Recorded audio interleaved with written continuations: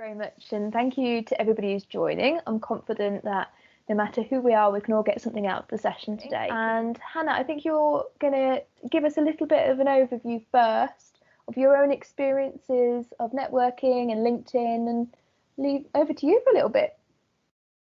Cheers, thank you. I'm going to assume you guys can hear me. Please let me know if you can't, because otherwise I'm just going to be miming for the next like 5 minutes. Thank you. So hi guys, so my name's Hannah, and I was actually at Coventry from 2014 to 2018. I was the Engineering, Environment and Computing faculty rep when I was in my final year, and I did electronic engineering. So when I did an internship at GE Oil and Gas, and then I finished and went on to the Edison Engineering Development Programme at GE Aviation Systems, which is normally based in Cheltenham. The emphasis on normally because, we're now very, very virtual, obviously. So the thing that I liked about the Edison programme, this isn't, by the way, a buzz for the Edison programme, this will all make sense. So the thing that I liked about Edison programme was that it was 3 rotations. So you got given your first one, and then you got to choose your second and third. And then there were also lots of volunteering and training opportunities. So I was in the middle of my second rotation, and we had an event going on site. So we've got a big hall on site where we regularly hold events. And so we were holding an event for girls who were in year 12, and the event involved them building mindstorms. And so I was at the event, and normally when you're at those types of events, you get to wear these big purple T-shirts if you're from GE, which say, I'm a GE volunteer on the back. And so was wearing one of the T-shirts, and normally it's the volunteers are a lot of early careers people, so graduates, so on the Edison programme, and then the apprentices. However, I noticed someone who was wearing one of those T-shirts who I'd never met before, definitely wasn't on the Edison programme, definitely wasn't an apprentice. So my thought was, do I go and speak to them or not? Is it worth finding out their story? Is it worth finding out while they're here? But anyway, I'll come back to that later. So what is networking? So Morgan's kind of covered this, but so I'll go from kind of my view of the world. So networking is very much expanding the people who you know. It doesn't really matter who, and it really doesn't matter whether you're introverted, extroverted, ambiverted, however you put your version, I don't know. I call myself an extroverted introvert because I like to project that I'm really confident, and I like meeting new people, and I like to think that it's awesome. But in reality, no, I like to hide in a corner. But it's really worth projecting because it's all about how people see you. It doesn't really matter how you feel on the inside of these types of things. It's just important that you can project that you are the cool, calm, confident person, rather even if you are just screaming on the inside, as I normally do when I speak to people, and I'm doing currently. But you never know when you'll need the people who you meet, and they might need you. It definitely works both ways. So networking is so important, as you guys mentioned before, because you can find opportunities you never know existed otherwise. You can build confidence, you can gain huge development, and develop relationships with colleagues, with people who may become good friends. You kind of never know where it will fall with networking. So I suppose the how is the bit that gets really difficult, because it can be, normally what you're told is that, you'll go to like these cocktail parties and like you'll meet people over drinks. And I wish it worked that way, but I don't think I've ever been to a drinks party and like actually had a serious networking conversation. That being said, I say a serious networking conversation, having conversations over LinkedIn, over social media, through work, even if you're waiting in the line at Starbucks, you can definitely have a good networking conversation. So here are some of this is like a few of my examples. So when I was on my placement, I was an electronic engineering intern, and there was quite a few of us who were interns. We sat together. And so one of the people who I was an intern with, her name was Frances, and she was a marketing intern. And so, normally we didn't really do the same things at work at all. Obviously, she does marketing, I did electronic engineering, didn't have the same team or whatever. But, we sat together at lunch because, we were all basically the same age. And so it was quite cool. And I happened to be speaking to her one day about how much I love cameras and I love photography. And I've got my own DSLR and it's like my absolute baby. And so I was talking to her about that, and it was quite cool. And then I completely forgot about that conversation, not gonna lie. It wasn't really important to me until a few months later when she called me and said that she was actually off sick and she needed someone to film this person who'd come in from work. He was quite a senior executive apparently, and he'd come in and needed to be filmed like urgently because he came in today. And I was like, and so she asked me if I'd be able to help.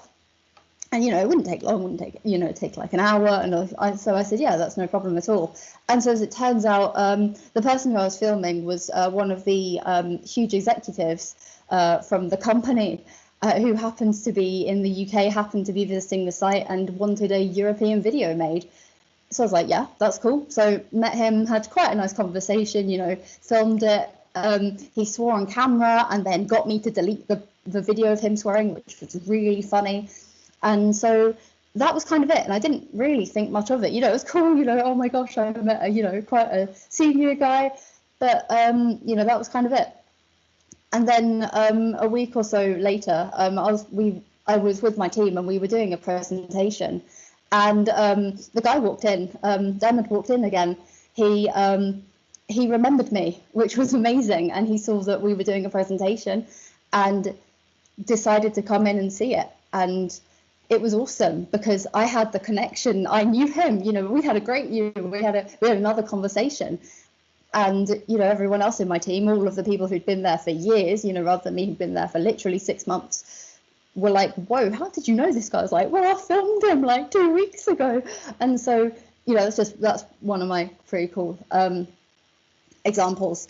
That's quite like my face-to-face example, but obviously that can't really happen when it's more virtual. So kind of another example that I've got, which is more, I'm going to go with more virtual, I suppose. So I was doing a careers event when I was on my placement as well. You may have guessed quite a few of these were on my placement because it was actually my first chance to be out in the big wide world. Oh my gosh. So I was doing a careers event, repping G for the first time. It was really cool, like buzzing. So what's quite nice when you're doing careers events and you're actually there as an employer is at the end of the day, you can go and swap all of your freebies for other companies' freebies. So I've got some great things just by switching freebies. It's really fun. But anyway, we're switching freebies with this guy and chatting to him, being like, oh yeah, hi, I'm an intern. What do you do? It's like, yeah, I'm a recruiter. It's like, sorry, what? And yeah, as it turned out, he was a recruiter for an electronics company. And so spoke to him, had a bit of a chat, and I was nowhere near finishing my my internship at the point, but so I just thought I'd connect with him. So we connected on LinkedIn and had a bit of a conversation over LinkedIn, just like quite chill.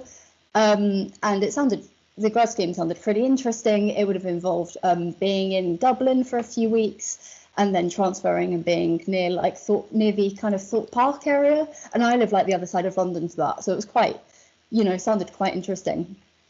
And so when I finished my internship, I put a message on LinkedIn just to say, we finished my internship. Yay, can't wait to start. 5 mil a year. Oh my gosh.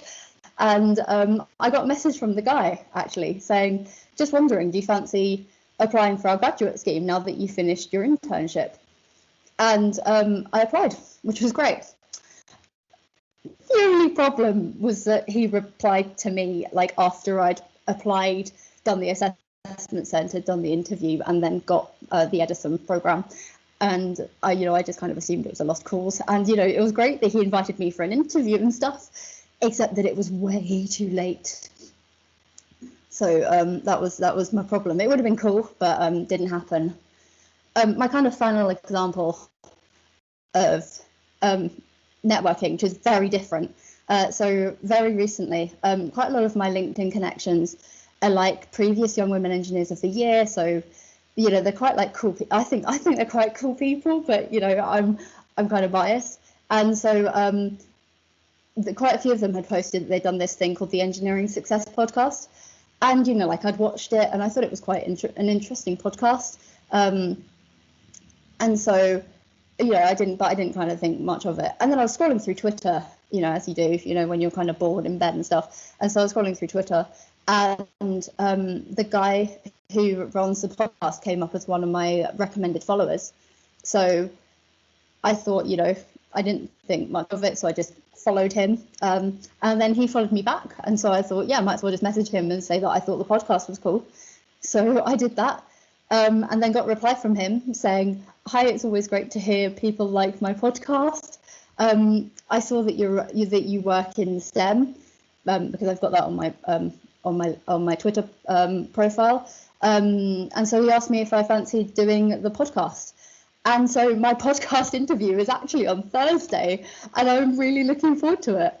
But I would never have guessed that would have happened, ever, because in theory it shouldn't have happened. It only happened because I asked, I said, I kind of should say that I liked his podcast. I don't really think that much of these types of things. You just kind of, it's the small conversations which kind of get you pretty far. So I suppose they're kind of my main examples of networking. As you can see, networking, I've done networking anyway, whether it's face-to-face, over Twitter, over LinkedIn. LinkedIn is quite, the common one. You can kind of do anything. You can network with anyone, anywhere. So I suppose, what's kind of next? I suppose if you guys don't have LinkedIn, it'd be great. You guys have the session later. Definitely get a LinkedIn bio. I would 100% recommend. And then talk to people, annoy them. It doesn't really matter where you meet people. It's just going to be a case of literally annoying people and then just keeping them and just remembering kind of what they do, I suppose. As I'm in my team, I'm called loud and annoying, and that's kind of the thing, because I like talking to people. I don't I like talking to people externally. On the inside, I like freak out every time I send a message to someone, but it is worth it. So yeah, going back to my story from the beginning. So I volunteered at an event, saw someone who I knew, well, I didn't know.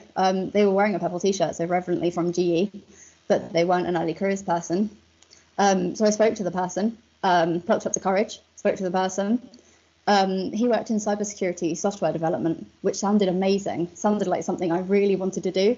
And as it so happened, I was looking for a third rotation. I was looking for someone, for a job, for an opportunity. So it took some time. It took some talking to his manager. My manager spoke to his manager. Their team had never had an Edison before. And I did my final rotation in cybersecurity. And not just that, but I've now actually rolled off, and I'm now a cyber investigator. So I've been in the job in cybersecurity for about 4 months now. But that would have never happened had I not have spoken to the guy, had I not have volunteered at the event, had I not have decided that would be a good thing to do. So yeah, that's me. I think doing questions at the end. But yeah, thanks. Wow. That was absolutely incredible. And the key things that I kind of took from that is that the small conversations get you pretty far. I'm stealing that quote. I'm going to use it everywhere because it is so true.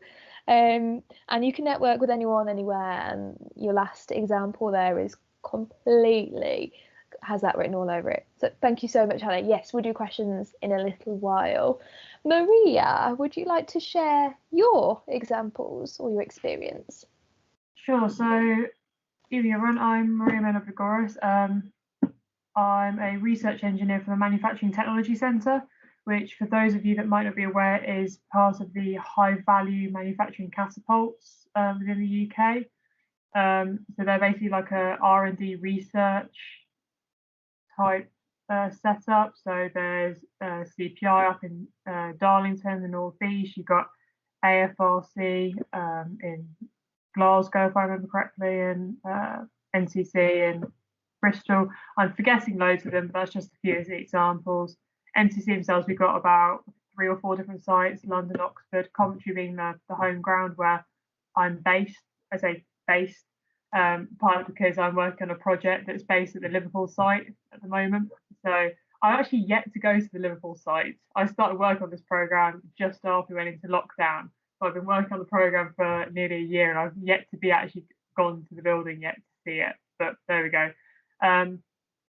So I've got a master's degree in manufacturing engineering, which I did at Coventry University, graduated 2018. So I've been in my role for 2.5 years now. So in terms of networking, I guess my experiences are very varied. So a lot of the things that Hannah's just discussed to you about meeting people at events and things, I've certainly done that. I used to be a student advocate, so I used to meet lots of people doing those events. I used to be one of those very boring people that got stuck. If you've ever been to one of those open days on the lower ground floor at the engineering building, and you saw the people at the stands talking incessantly, yeah, sorry. You probably listened to me at some point about my course. So my degree is set up slightly differently for those of you who aren't aware. So the manufacturing course was set up so that we did more like summer rotations, very kind of practical. We would be based at a Unipart site in Coventry for some of our projects. So naturally, as part of that, you're intentionally networking with people that work at the Unipart facility. So we would go on the shop floor, speak to operators, be a bit of a fly on the wall. We'd have to, the end of my first semester at university, we gave a presentation for our project to the MD of the site, as well as some of the quite high up directors. So terrifying as it was, you're instantly getting your foot in the door and becoming a bit of a known entity, which works good and bad. It's good because if you do good work, then obviously you're recognised for it, and then people come back to you for it. But obviously, it can backfire if you sort of don't step up to the game, and it can be quite stressful. So I wouldn't hide the fact that it can be stressful, especially that early in your sort of career, as it were. But in terms of sort of other work placements, I did 3 different summer places at different places. So one at the Unipart site, I did one at Subaru Indiana Automotive, which was based in Indiana in America. And then I did another one at Morgan Composites, which I think has done a bit of rebranding since. But again, it's based in Coventry and they do sort of composite assembly. Each of those was through sort of application forms, but the final one was through, I found out via a lecturer at a university. When I was sort of casually mentioning to him, I said to him, like, look, Glenn, I really want some placement, but I've been applying around. I just can't find any. Like, what do I do? And he just said, oh, I know the HR person at Morgan, and I know that she's looking for some apprentices, and you're nearly graduated, or you've only got a year left, and because she's looking for sort of summer apprenticeships, you've got a bit of a rung up the ladder from them. So just email her, here's the contact details, and give it a go.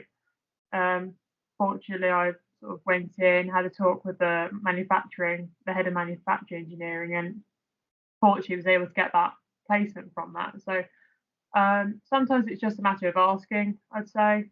Again, it's one of those sort of speed people. I knew Glenn, he was my lecturer for a couple of years, so that wasn't a particularly sort of stretch for me. But in terms of a bit more unique experiences, I should say, so since I've been at work, I've been very fortunate in the sense that even though I graduated with a master's degree and I had no kind of previous permanent role, I've sort of skipped the grad role, so to speak. So I came in straight as a research engineer. Often people at MTC come in and do like a 2-year grad scheme where they do sort of 6-month rotations, similar to what Hannah's just described at GE. I've skipped that, which is good and bad. It's good because sort of get my foot in a slightly higher rung, but also it means you don't necessarily have as much experience to go on, so you have to learn quite quickly from that.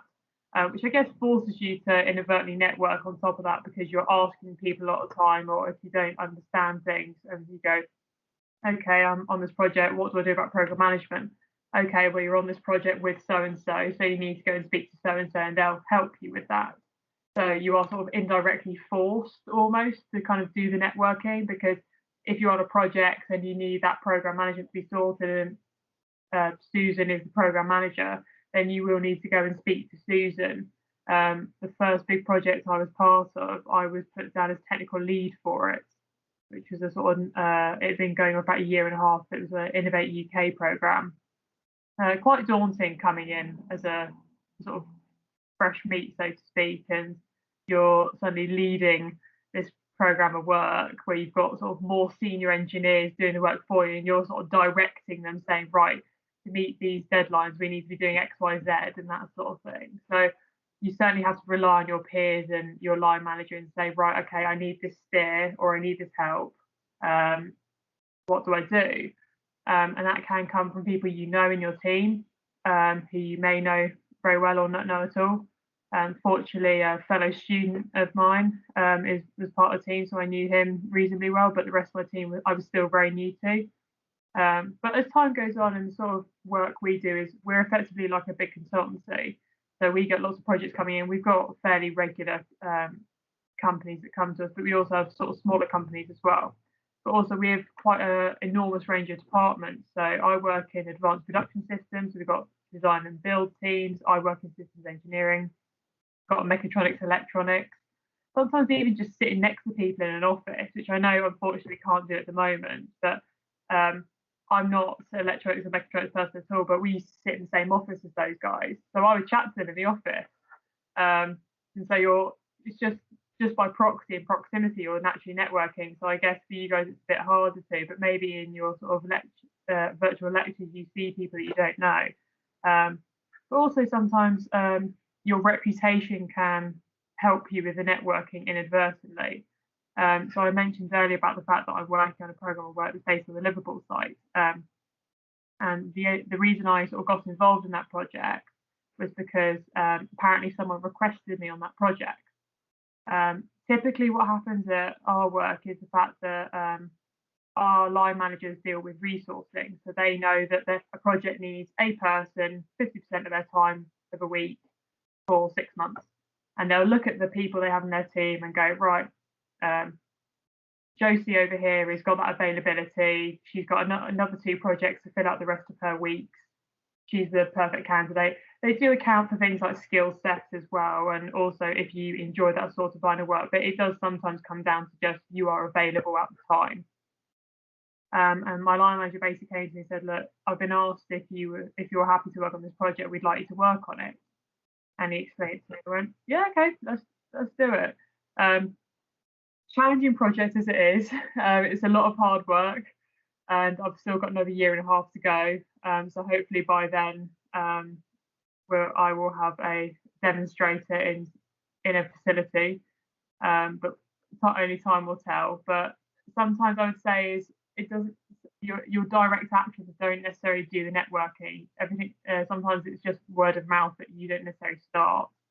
I've done the usual things like Hannah's mentioned. Like I've been to sort of events or dinner parties and stuff like that where you do the awkward mingling with a little glass of prosecco. You're like, "Hello, nice to meet you. Don't know who you are."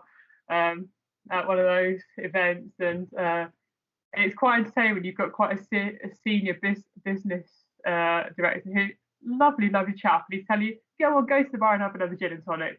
Go for it." And he's getting he's had a few too many. He's telling you that you and him should have a joke fight, and the technical director of the company should be the referee. That was actually how I met the technical director of the company, was by a colleague who, after a few drinks, said that he knew that I did martial arts and went, "Oh, come on, I'll show you my martial arts. We'll have a bit of a fight." So sometimes they can be awkward, but they can be quite entertaining. The other thing I would say is don't necessarily underestimate kind of the non-worky stuff. My work is very good in the sense they try and encourage lots of extracurricular stuff. So when we were still in work, we had things like running club. There's a knitting club. They've got the usual kind of societies like they've got a women's society and other bits and pieces like that. But I think there's an avionics society and some other ones that I can't remember off the top of my head. But I used to go running sometimes at lunchtime, and there'd be people from all over the shop. So there's someone from metrology. There's one of the design and build engineers that runs it. None of these people I'd ever met before. But you just go for a run at lunchtime and hope you can keep up with them. But then sometimes you might find that you're doing project work. It's like, "Oh God, I need this CAD. I'll just go and ask Mark. I know he's in design and build." So things like that I would never underestimate those sorts of things. But yeah, there's all sorts. I think never underestimate anything you do or say, or even just little projects and things.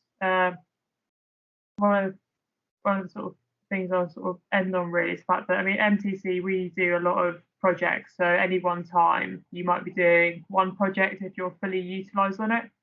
you might be working on 3 or 4, depending on your time split. Personally, at the moment, I'm working on 2. I've got my Liverpool project that I do 6% of my week, and then I've got a sustainability related project that I'm doing at the moment, sort of the remainder 20%, because we do 80% utilised, so you're not absolutely heaving out the rafters. And yeah, it's some of the projects you might find encourage the networking. Previous sustainability work that we did as part of a HVMC catapult, there was 5 of us catapults working together, and as part of that we had to do workshops together. And I had a colleague at work who, a lovely lady, she's a resource manager for the entire design teams.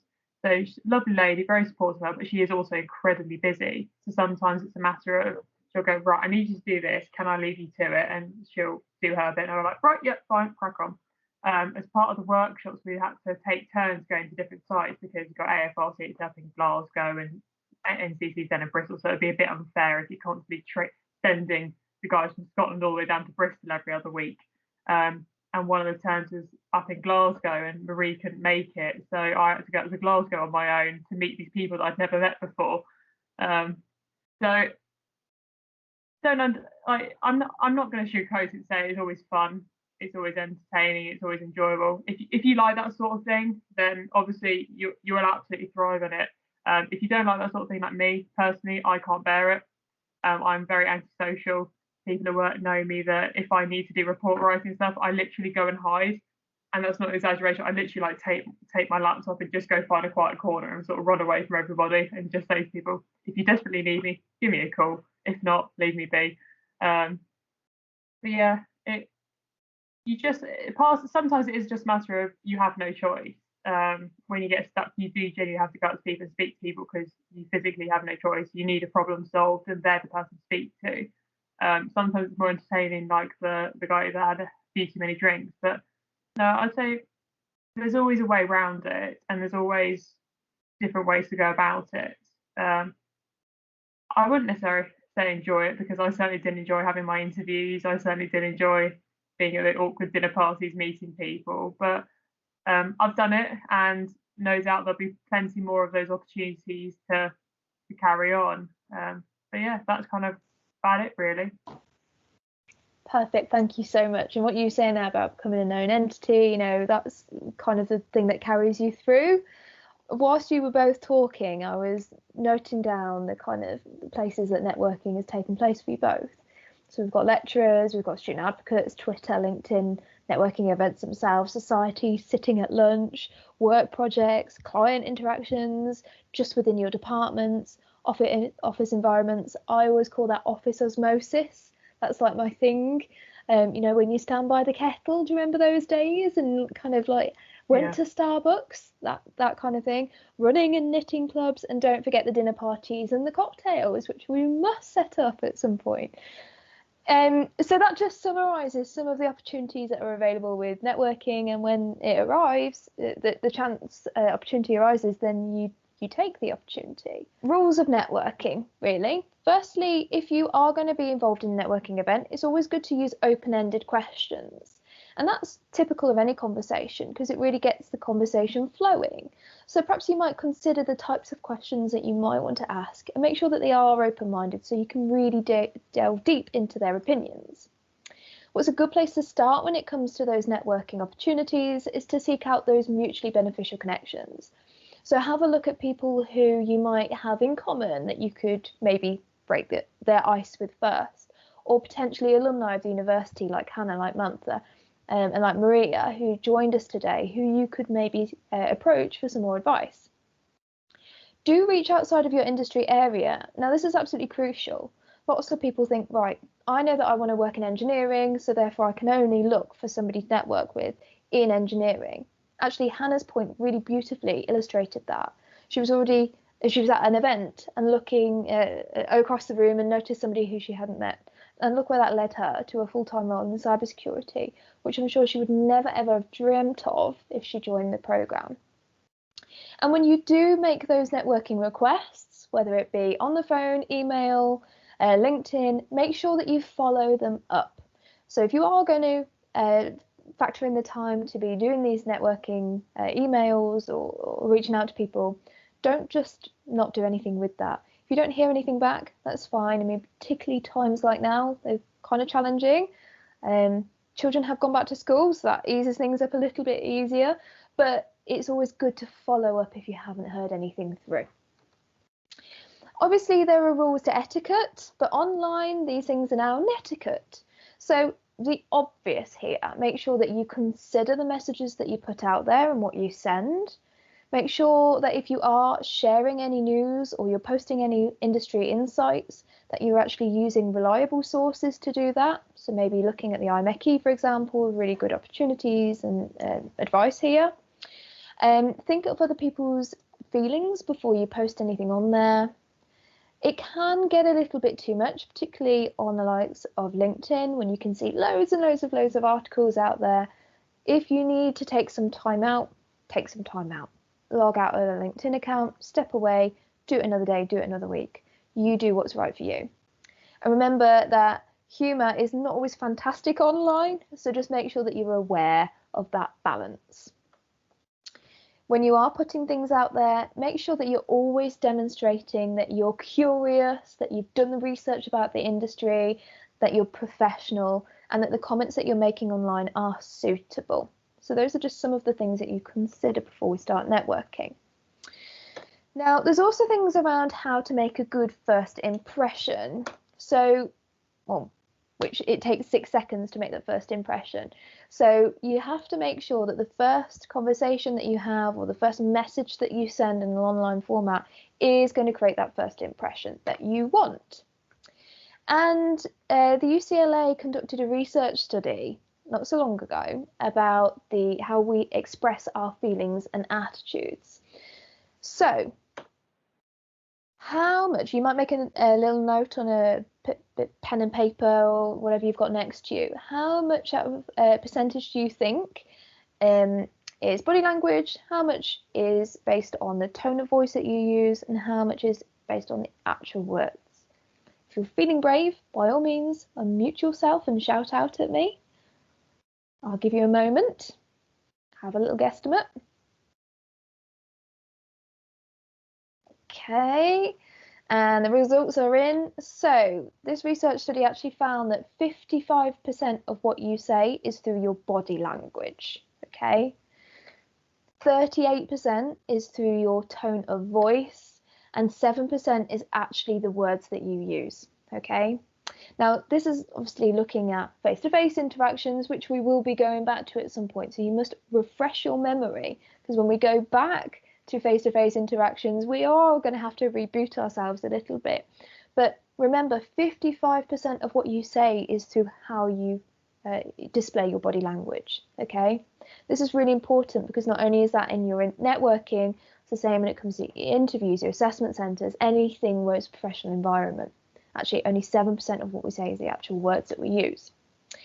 So when we're looking at that, things like intonation and the melody that you is important. How loud you are or how quiet you are when you speak, so that you can be understood. How clear you are, that's obviously really important. Making sure that you are emphasising certain key points that you want to, and adding a little bit of variation in the way that you speak, because that makes you come across more passionate and more enthusiastic. It's absolutely okay to take pauses. We see lots of people when they're preparing for presentations and for interviews, maybe have rehearsed this speech so much that they've just completely forgotten to breathe within that. Actually, humans like to have that space to just pause and go on to the next thing, and it's okay. So own the pauses. Similarly, make sure that you're going at a pace that is suitable for your audience, and that you consider your tone as well. There's a really good FutureLearn presentation here, and I'll give you access to the presentation afterwards, which actually goes into more depth about how you can make a good, effective presentation. So before you go into a networking conversation or environment, make sure that you consider what you want to get out of the situation. So consider perhaps information about the industry. Maybe you're just looking for general advice about something general, or maybe something more specific. Maybe you're seeking guidance or mentoring opportunities, perhaps to find out about the company, perhaps potential opportunities with the organisation. Whatever it is, you could consider some of the powerful questions that you might want to use to build rapport. So we've got some examples here. Now, if you're maybe considering an organisation and you want to find out a little bit more about whether it's the right role for you, perhaps things around, what do you enjoy most about your job? In what way does your work give you a sense of purpose? Remember when we talked about open-ended questions? These are the kind of questions that are really going to give you a nice insight. Details about the work itself. So you could ask questions like, tell me about some of the things that you do in a typical day. How do you know that you're doing a good job? I really like that one.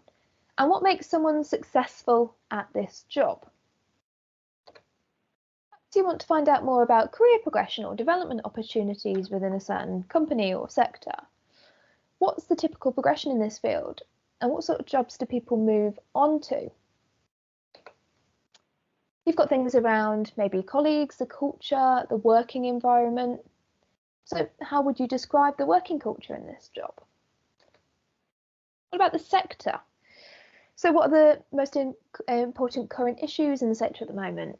How often do vacancies arise and where do they appear? So that's kind of tuning you up to, are there any specific job boards that I don't know about? Is there something I don't know about? Whether I need a portfolio or whether I need to speak to somebody first to get into this role, that's a really key question. And that links to job hunting. So what skills are most relevant to be successful in this industry? With that information, you know where you've got any gaps and you can do something about them. What advice would you give to someone in my position? Again, a really nice question. And it is okay to ask for favours. We know that there is probably a likelihood that you want to try and get some insight into that company or route in. Are there any opportunities for work shadowing? If you're not familiar with that term, work shadowing, it's pretty much observing somebody doing what they do for a day or a week. I'd say probably a couple of days would be maximum, but it's a good way for the company or the organisation to give you access and insight into the job role without them having to sort you out a programme of activities, which takes a long time, or without them having to do I guess too much additional work like you would do with work experience or internships. Work shadowing is pretty much just following somebody around and learning from them through the office osmosis that we were talking about earlier. And are there any small projects that I could help with to get a flavour of the job? Again, this is something that you could put yourself out there to do to gain some experience and also help a particular industry or employer out. But remember, when we're looking at networking, going straight in and asking for those things is probably not going to give you too many favours. So you've got to think about this relationship steps, and that's what's kind of documented on this slide here. So it is a staircase. Now, you might want to start with finding some common ground with that person first. Typically, we might talk about the weather, and I know I've mentioned that a few times in some conversations today, particularly how beautiful and sunny it was. But it's a good way to build some rapport. Perhaps a recent news story or a shared sporting interest if you know them kind of vaguely already. Perhaps an event that you both went to, or even better, the fact that you studied at the same university, or maybe that you went to rival universities, but you're building a little bit of rapport with them. Once you've done that, you're on your first way up the staircase, and you can start to build on that. And you can see as you work your way up the staircase, your trust and their trust starts to increase. The risk decreases, so you don't feel that you're going to get a big old pie in the face. Actually, you're just getting an opportunity to build towards that. And then you've got that relationship and that understanding, which certainly starts to deepen. Now, this might not be a quick thing. It may be after a few conversations, or it might be after a phone call after you've sent an initial email. But every time that you keep in touch with somebody who you really want to try and get some support from, you are working your way up that staircase. And at the top, hey, throw in and ask them if they've got a job, or if there's anything that you could do to get some insight with their company. It's all about getting those initial stages right first. So there are a couple of things to consider. Firstly, always have confidence in your identity. What employers are looking for are people who are confident.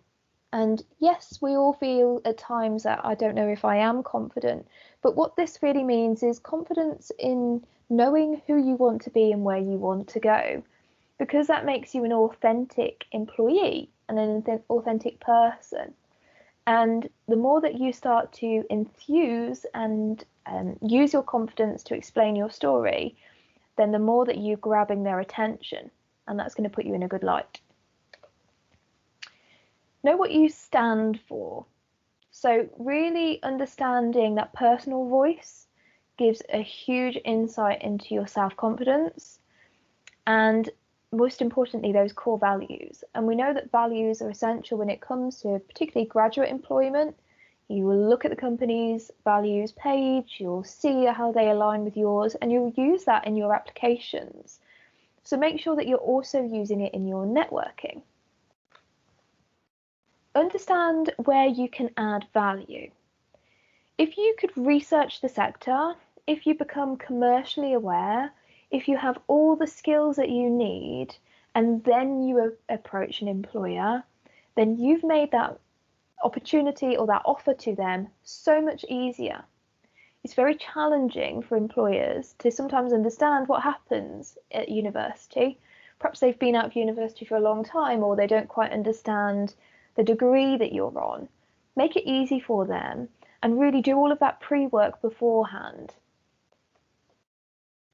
Focus, so always keep it simple to start with and then build, so it's like that staircase.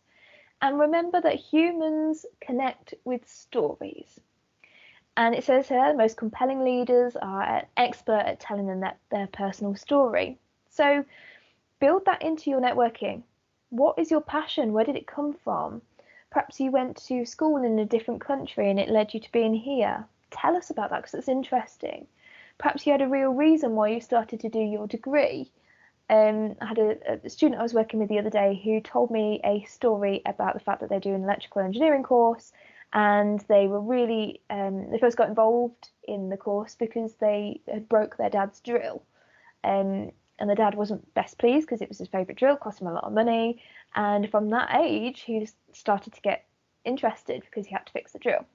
And I still remember that story, and I interview a lot of people. So connect, really think about what your story is and try and bring that into your networking. Now, elevator pitches can really help with this. If you're new to the term elevator pitch, an elevator pitch is a short and snappy way of explaining your career story. And it's called that because it's an American thing. Ideally, by the time that you go into the lift, you've met somebody in the lift, by the time it gets to the top floor, you've told them everything that they need to know about you, and the next thing happens, okay? Basically, an elevator pitch is a short summary of who you are, what you do, why you're unique, so what your unique selling points are, and what are your goals, okay? Obviously, during these times, elevator pitches can be used in LinkedIn messages and speculative emails. But when you're doing it in person, there's a couple of things to remember. Always use somebody's name to get their attention. Okay, so you might be using your elevator pitch at a careers fair, for example.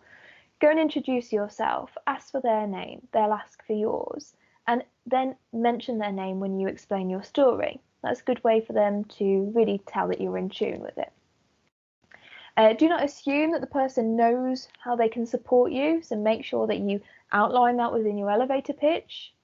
Speak and write in clear and literal sentences, so make sure, again, there's clarity in your message. And remember, you can ask questions about people as well, okay?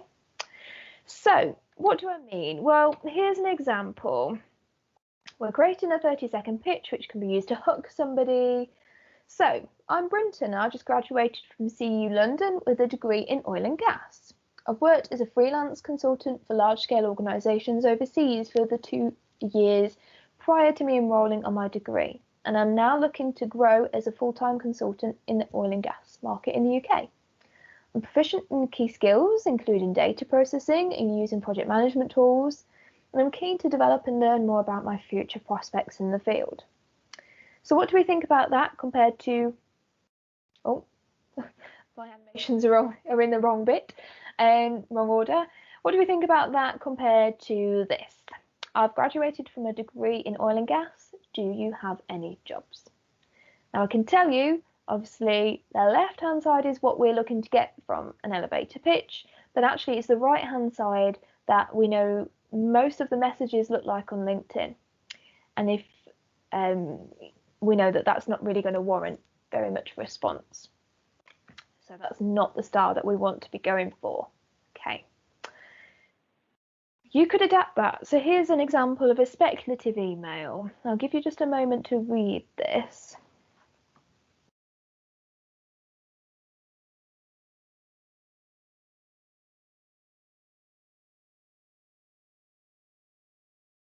Okay, so we can see this has just been adapted to a different style, but pretty much is an elevator pitch. Okay, it gives a summary, except you're going to explain this in an email and add your CV.